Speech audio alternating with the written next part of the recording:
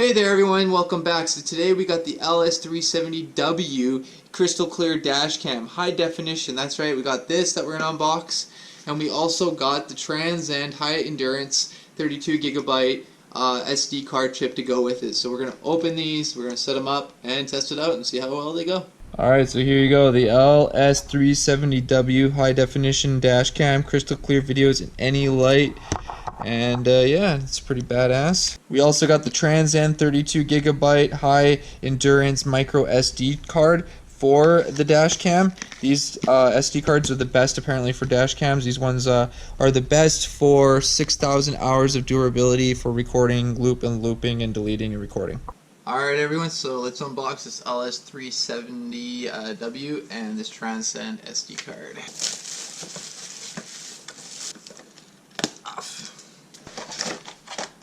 Alright, so it looks like we got the camera here. Interesting package.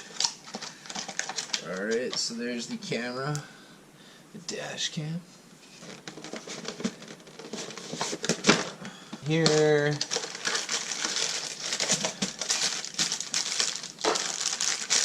looks like we got the suction or sticky cup mount.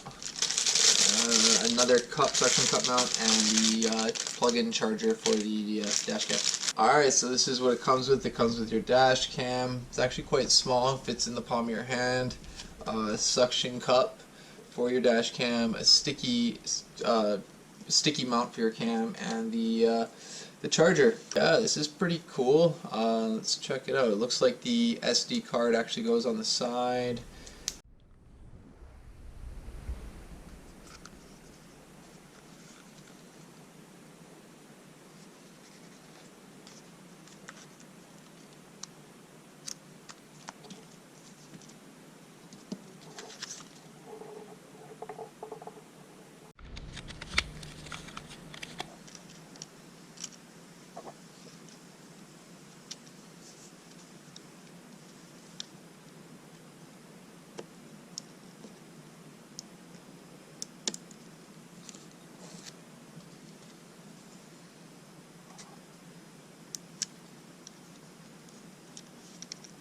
Alright, welcome back everyone. We're in my van. It's a Dodge Caravan RT 2013, and yeah, we got this Dodd dash cam. We're going to install it and basically going to show you how to do that. Alright, so first things first, you got to find your plug-in. You got to look for your cigarette lighter plug-in. So mine's in here. I actually got a 12-volt DC with the key, so this one only works with the key, and I got a 12-volt DC battery, which works only with the battery. So I don't know if you guys can see that, but down here I got a 12-volt DC which works with my key and ignition, and then I got 12-volt DC which runs off the battery. So you gotta decide, do you want to do it while you're running with the key or with the battery? So you gotta figure that out, and that's your cigarette lighter which plugs into to actually charge the dash cam. Okay, so the difference between the key and the battery cigarette lighter charger is that one runs when your key is in ignition or your vehicle is running, and this one runs all the time. So you're going to plug this in the top of the dash cam, and there you go, it turns on. And I do not have my key in ignition, my vehicle is not running, so it depends on what you have. So let's see here. Alright, but I didn't do the settings right, but anyways, there you guys can actually see the quality of this camera. So you can actually use it as a video camera to record, and yeah, there's different settings for it, so I'm gonna have to play around with it, but that's just basically how you set it up. And what I'm going to show you too is, like I said, you can choose between the sticky mount, but then it's a sticky mount, or the suction cup. So I recommend the suction cup. And what's cool about these dash cams is they work in the night vision, and you can get one for the front of your vehicle and then one for the back of your vehicle, which most people are doing nowadays.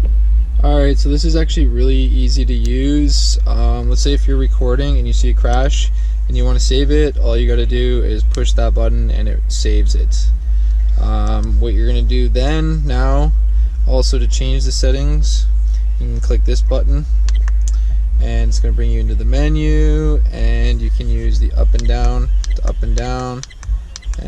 let's say if you want to go to other settings, just click it again, and it'll bring you over to here, and you can click like date and time, and to select it you're just going to click that button again, boom, and then you can play around up and down. You just click the button again on the top, brings you over, and you just do them all, and yeah, it's pretty simple. And then you just go back, and this basically you can run while you're not in the vehicle, so you can have it recording while you're not in, or you could have it only for when you're driving. At the suction cup, which I recommend using, and then you're just going to pull down.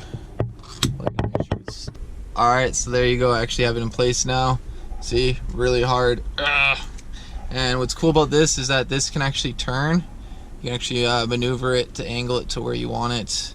And if something happens and somebody pops out of their car, you can actually pop it off and start recording them.